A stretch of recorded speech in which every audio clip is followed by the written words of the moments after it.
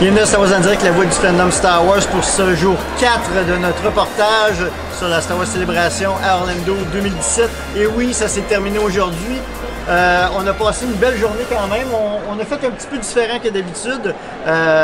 Qu'est-ce qu'on a vraiment parcouru aujourd'hui, Sébastien, de façon générale? Ben, on a profité de la journée pour visiter un petit peu plus le plancher de la convention. On a fait un petit peu d'achat. On a fait le tour de nos booths favoris. Moi, je suis allé chercher tous mes posters que j'avais commandés aux artistes de la célébration. Donc ça, je suis très content. J'ai tout fini de ramasser ça. C'est un poids de moins sur les épaules. Et j'avais introduit aussi, vous ne l'avez jamais vu sur caméra, mais c'est celui qui participe au Star Wars Gamers avec nous, Julien. Bonsoir, bonjour Julien. Bonjour à tous. Et toi, qu'est-ce que tu as fait un peu aujourd'hui, dans ta dernière journée? A priori, on a fait le même programme, puisque nous aussi, on a profité donc, de cette dernière journée pour plus mettre pression, plus essayer de faire de lignes ou d'attente et de vraiment profiter du show floor. On a fait quelques boutiques, on a regardé voir un peu les magasins, puis on a été aussi profiter de toutes les parties annexes qui sont peut-être un peu moins connues. Notamment, il y avait les voitures Star Wars, donc des vraies voitures customisées Star Wars. Et il y avait la TAT, je crois, qui vient d'Allemagne, qui est à peu près taille 1,5. Ouais. Donc une très belle bestiole. Et puis toutes ces choses-là, finalement, c'est vraiment une journée sans pression, une visite, vraiment profiter du show floor, essayer de relaxer un peu parce que c'était quand même des journées très intenses. Pour ma part, oui. Ce matin, dans le fond, c'est qu'on voulait pas se lever à 5 h du matin pour mettre la main sur les fameux bracelets qui nous permettaient de voir les fameuses conférences avec Mark Hamill, entre autres. Mais on s'est levé un petit peu plus tard, on a pris plus notre temps ce matin, même si on n'a pas déjeuné. On a quand même réussi à mettre la main. On n'a pas déjeuné, ça a l'air. sur des bracelets du Galaxy Stage pour la cérémonie de clôture. Donc, on a pu rentrer dans cette conférence-là aujourd'hui. Avant la cérémonie de clôture, moi aussi, j'ai parcouru, comme vous deux, vraiment les stands. J'ai fait mon petit magasinage finalement que j'avais pas eu le temps de faire dans les 3 premiers jours parce qu'on avait beaucoup de conférences ces 3 premiers jours. Donc, les 3 premiers jours, je faisais juste fureter un peu, voir qu'est-ce qu'il y avait, mais aujourd'hui, j'ai fait mes achats finalement et on a récupéré aussi notre diorama qu'on avait fait hier. Donc, l'Étoile de la Mort et maintenant, monsieur est le fier propriétaire d'un manteau de cuir qui lui donne un look renégat assez incroyable. Donc, aussi, on vient tout juste de sortir de la conférence des cérémonies de clôture. Donc, qu'est-ce qu'on a pu voir? Ça se passait sur deux stages, 2 scènes différentes. Ben, 3 scènes différentes en fait, c'est-à-dire la scène Galaxy, la scène Célébration et la scène StarWars.com. Et ils ont voulu vraiment tout couvrir là, de A à Z. Donc, on a eu des hauts et des bas d'émotions assez incroyables. Ils nous ont montré un petit wrap-up de la fin de semaine, un vidéo montage qui a été fait avec le jeune homme qu'on avait rencontré au début de la fin de semaine. Oui. Et ils ont fait un montage très émotif qui nous a fait monter là, les plus hauts moments du week-end. Et Et on a été chanceux parce qu'on était sur la scène du Galaxy Stage, donc celle que le grand écran et le système de son qui avait eu le panneau de l'Arche Jedi, et ils ont représenté encore une fois la bande-annonce. Donc on a vu 3 fois la bande-annonce sur grand écran déjà. Exact. Donc c'était vraiment impressionnant. Par contre, de notre côté, nous... Oui, où est-ce que vous étiez de votre côté? Tu dis qu'il y avait 3 scènes, en fait non, il y en a une 4e, ça s'appelle le show floor. Celle où tu as le grand atterrissage. C'est ça le 3e. Le Star Wars Show. Ah, ça s'appelle le Star Wars Show. Ouais. Ça fait 4 jours que je suis là, je viens d'apprendre le nom. Faut savoir qu'en termes de son, il est inexistant. Du coup, nous avons eu la chance de voir le trailer sans son. Donc c'était très... moins émouvant, on va dire. Voilà, très visuel. De jolis effets spéciaux. Ça, il n'y a pas de doute. C'est un peu le, je dirais, le point noir pour nous de notre côté, c'est cette scène au niveau son, c'était pas terrible.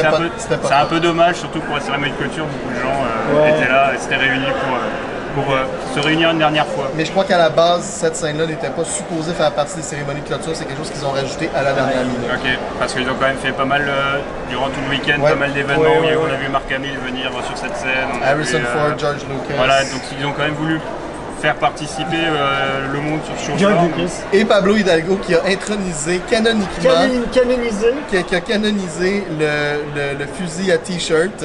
Donc, Et il a demandé à EA, Electronic Arts, de l'introduire Dans Battlefront 2. exactement. Ouais. Puis en parlant de dérap de cérémonie de fermeture, c'est Warwick Davis qui avait demandé à des fans de construire un robot pour lui et tout. Et il leur a fourni des pièces, mais vraiment rocambolesques. Et il y a maintenant un nouveau robot. Qui a été. Il a lancé un défi à il a lancé un Lucasfilm. défi à Lucasfilm de le mettre dans le prochain film de Star Wars. Donc, on verra bien, vous allez voir, c'est très drôle. C'est 2 jambes de R2, un quart de R2 sur le côté, des extensions électriques et puis un dôme un petit peu bizarre avec du saran wrap. C'est magnifique. C'est tout à fait quelque chose qu'on verrait dans un fan film, non? non, dans un sandcrawler de Voilà, un Jawa. sandcrawler ou alors un vaisseau qui explose comme ils avaient fait dans Star Trek. Une pièce dans l'espace qui... Voilà, Exact. je vois typiquement ça dans quelque chose qui Mais- vole dans l'espace. ou Mais dans je un vois déjà sandcrawler. la figurine Hasbro de ce Mais, robot-là. et ça serait très épique quand même. Honnêtement, je pense que tout le monde se souviendra de la scène où il enlève le drap et on voit cette espèce d'horreur qui est devant nous. C'est ça, exactement. Par contre, la cérémonie s'est terminée avec aucune annonce. C'est ça qui est Absolument.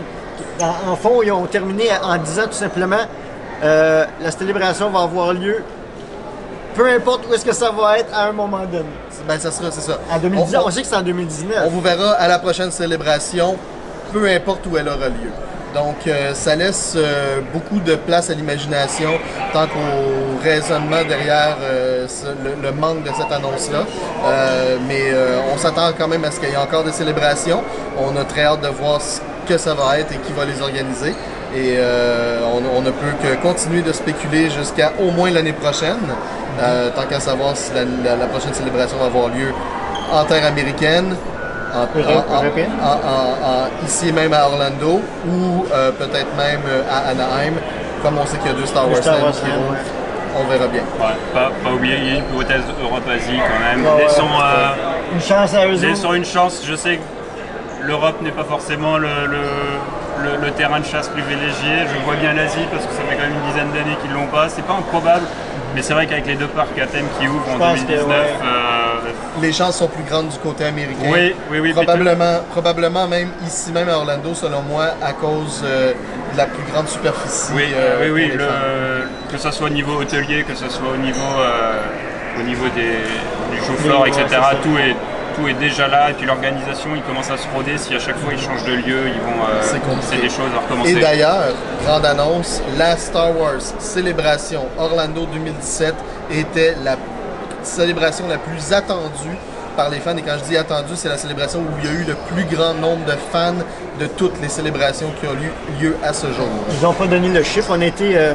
On a demandé d'avoir le chiffre. On était au bureau des organisateurs, mais C'est ça. ils nous ont pas donné le chiffre. Donc, il dit on va attendre de voir le communiqué de presse officiel avant de Exactement. donner. Mais Donc, on peut s'attendre à ce que ce soit beaucoup plus que 40 000 fans qui étaient quand même dans les dernières célébrations. Donc, avant de terminer, ici, on a différentes expériences de célébration. Donc, je vais commencer par le newbie. Julien, donc, qu'est-ce que tu as pensé de ta première célébration? Puis elle était grosse comme première célébration. Bah, difficile de juger vu que c'est ma première, donc je vous fais confiance pour me dire que c'était une grosse célébration. Donc moi, le point de comparaison que je vais avoir, c'est les Comic-Con, pour les Européens qui vont nous écouter, Japan Expo, que j'ai fait plusieurs fois, donc j'ai quand même... Ce point de référence. C'est quand même ce point de référence qui est quand même un gros événement en Europe. Mais la chose qui, en tant que grand fan de Star Wars, la chose qui est vraiment impressionnante qu'on a dans Celebration, c'est que c'est tout Star Wars. Quand on va dans un Star Japan Wars. Expo, quand on va dans une Comic-Con ou autre événement, on cherche les choses Star Wars, on cherche dans les magasins les petits items Star Wars. Là, limite, on trouve ça étrange, voire presque mal placé de voir un Captain America ou quelque chose sur un stand. Donc c'est très très impressionnant. Beaucoup de files d'attente, beaucoup de temps à passer à file d'attente. C'est vrai qu'en termes d'organisation et des choses comme ça, c'est assez... Wow! Du Star Wars partout. Ouais, c'est ça. Ouais, puis je dirais que c'est un roller coaster d'émotions parce que vous avez la frustration des longues attentes. Et l'extase des... L'extase. J'ai attendu 4 heures pour avoir mon autographe de Ian McCarmid. Je suis resté 15 secondes devant, mais quand même content de l'avoir pu voir ce personnage, enfin cette personne de si près. Ouais, non, mais ça reste quand même. Si jamais vous avez. Je pense que n'importe quel fan de Star Wars, j'en ai beaucoup parlé avec des gens ici, donc beaucoup qui c'était leur première Celebration. Effectivement, comme tu le dis, j'ai quand même rencontré beaucoup de gens qui me disaient que c'était leur première. Et on avait tous le mot d'ordre, il y avait de quoi devenir dingue, quoi. C'était de quoi devenir ma boule parce que je sais plus où donner de la tête. T'as des gens costumés de partout, c'est que Star Wars, t'as des items, c'est que Star Wars, les autographes, c'est que Star Wars, c'est l'overdose de Star Wars. Tes sens sont saturés de Star Wars. C'est le rêve. Et dans les 2 prochaines semaines, tu vas te promener sur les médias sociaux, tu vas voir des photos de l'événement et tu vas dire mais comment est-ce que j'ai manqué ça? Où est-ce que c'était? Comment c'est arrivé? Écoute, déjà la première journée, j'avais préordé mes autographes. J'ai fait l'immense erreur d'avoir préordé 3 autographes la même journée. Pardon, ça rentre pas niveau horaire, 3 autographes. Si vous faites 2 panels, je prends par exemple ma journée du jeudi où j'ai fait le show store qui a été un moment d'attente très long puisque ça m'a pris presque la matinée, plus 2 panels. Je suis resté pratiquement 1h30, peut-être 2 heures grand maximum à visiter les tables, les choses comme ça. Donc, ouais, non, honnêtement, il y a beaucoup trop de choses à faire. Vous pouvez pas tout faire et finalement, c'est ça aussi le fun.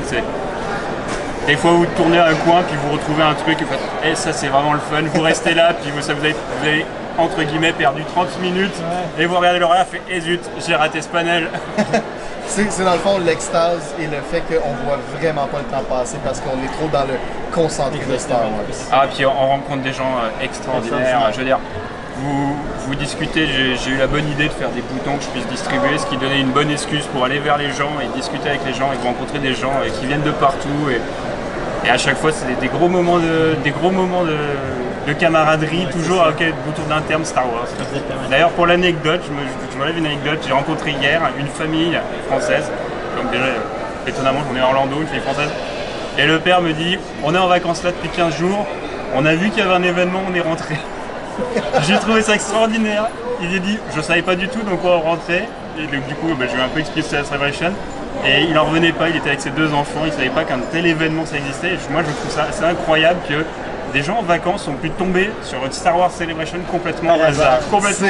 C'est vraiment un bon coup pour eux. C'est ça. Pour ma part, c'est ma 2e célébration. Donc, j'ai pu comparer parce qu'il y avait 12 ans d'écart entre mes 2 célébrations. Donc, j'ai été à la célébration 3 à Indianapolis et la célébration ici, Orlando. Très grands écarts. Et qu'est-ce que je dirais? De un, c'est le double de la grosseur, clairement. Et puis,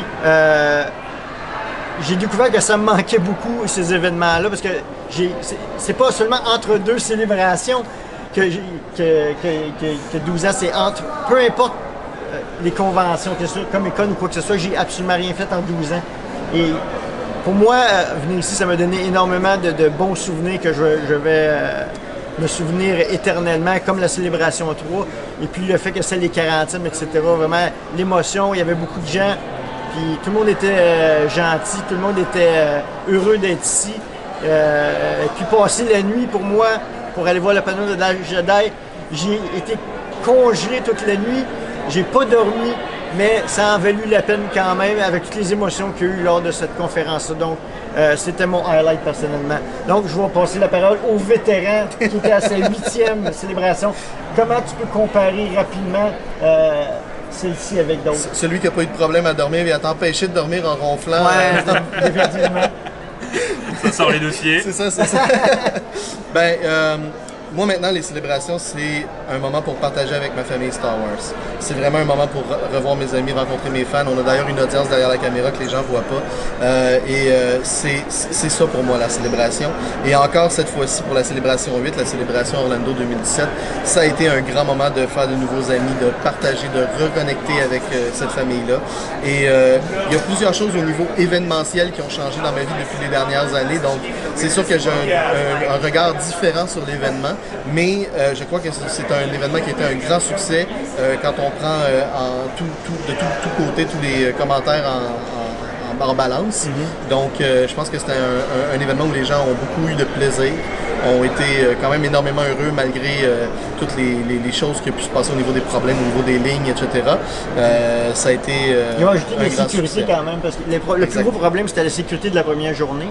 mais ils ont amélioré leur système au fur et à mesure. Ils ont vraiment travaillé pour nous aider. Et le lendemain, ils avaient déjà ouvert plusieurs portes alors qu'il n'y avait qu'une seule porte le premier jour. Exact. Donc il y a quand même eu une réaction de la part de l'organisateur qui était extrêmement rapide. Oui. Oui. Donc au final, c'est un événement qui est un grand succès encore une fois. On voit derrière nous un peu les gens là, qui quittent tranquillement le plancher de la convention et qui vont s'en retourner chez eux en attendant la prochaine qui aura lieu là où elle aura lieu. Exactement. Donc, avant de quitter, je veux remercier certaines personnes. Donc, premièrement, Jérémy, qui est celui à qui on envoyait tous nos fichiers, qui a fait les montages que vous avez vus quotidiennement. Merci, Jérémy. Excellent travail. Merci de nous aider à couvrir l'événement pour les fans. Tu as fait un excellent boulot. Je voudrais aussi remercier nos partenaires que, à part Cyclan.net qui était ici, ont tous partagé nos épisodes. Donc, merci beaucoup à tous nos partenaires, Mint Inbox, Cyclan, Génération Star Wars, Star Wars Alliance, Star Wars Universe et Planet Star Wars aussi. Donc, merci à tous nos partenaires. J'espère que j'en ai pas oublié. Je pense pas. Je crois pas.